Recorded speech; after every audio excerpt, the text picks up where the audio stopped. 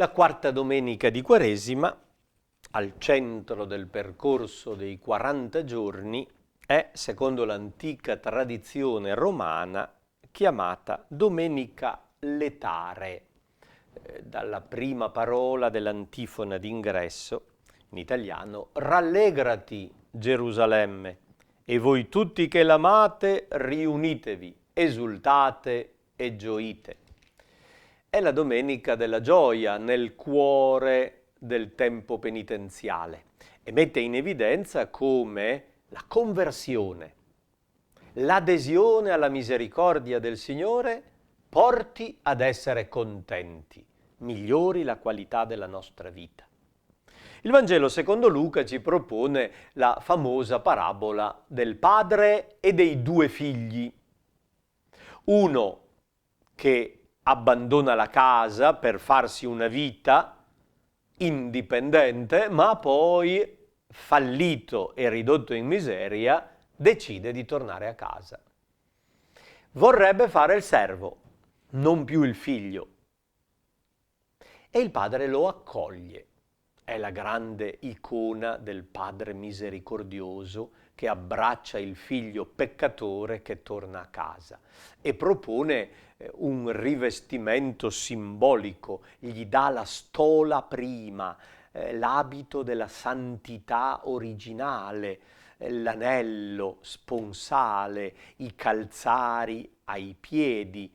È un vestimento quasi da iniziazione, è l'immagine dell'uomo che viene redento, con immagini battesimali, viene legato al Signore e abilitato ad una vita nuova.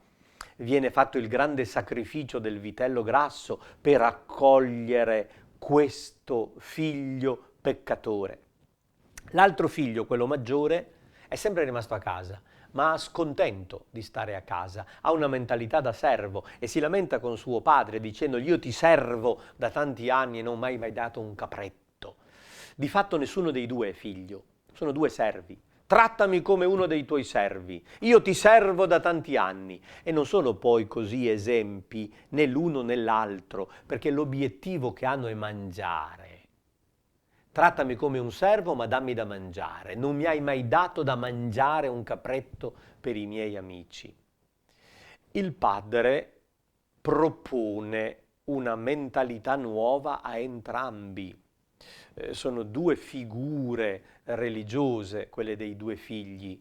Forse storicamente rappresentano una parte di Israele molto osservante e il mondo straniero, ma si trovano benissimo anche nelle nostre realtà queste due tipologie di figli, quello lontano e quello vicino scontento, chi non vive la vita religiosa e chi la vive malamente. Nessuno dei due è figlio. La proposta è la terza, è quella ideale, è quel terzo figlio che dobbiamo essere noi, quel terzo figlio, quello vero, che è Gesù, l'autentico figlio. Figlio, tu sei sempre con me, quello che è tuo è mio. Ed è importante in questo testo della misericordia di Dio sottolineare come la grazia del Signore ci fa diventare figli, cioè ci mette in buona relazione con Lui e ci guarisce dalla nostra mentalità servile. La prima lettura in Quaresima ci propone i grandi momenti della storia della salvezza. Abbiamo già parlato delle origini di Abramo, di Mosè, e in questa quarta domenica ci è proposto Giosuè che fa entrare il popolo nella terra promessa e celebra la Pasqua nella terra. Dio aveva promesso la terra ad Abramo. Secoli dopo quella promessa si realizza. Dio ha detto, Dio ha fatto. Celebrarono la Pasqua e terminarono i fenomeni prodigiosi dell'Esodo. Nella terra il popolo è entrato, ha ricevuto la benedizione. Gustate e vedete come buono il Signore. È un versetto di un salmo che viene proposto come responsorio per un altro salmo, per mostrare come la benedizione del Signore sia da gustare, da apprezzare. Magnificate con me il Signore. Io ho cercato il Signore e mi ha risposto. Da ogni paura mi ha liberato. Guardate a Lui. I vostri volti saranno luminosi. Questo povero, cioè io, sta gridando e il Signore lo ascolta. Il Signore ci libera dalle nostre angosce. Gustate, provate a vedere quanto è buono il Signore. Lo conosce per esperienza chi lo ha incontrato. E l'Apostolo nella seconda lettura mostra che chi è in Cristo è una nuova creatura. Le cose di prima sono passate, ne sono nate di nuovo. È un mondo nuovo. Giosuè ha fatto entrare il popolo nella terra promessa. Gesù fa entrare il popolo nella terra promessa. La vera Pasqua non è quella di Giosuè, è quella di Gesù.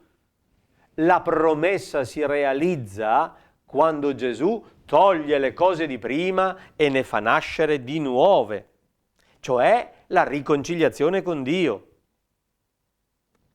E questa riconciliazione è stata affidata al ministero apostolico.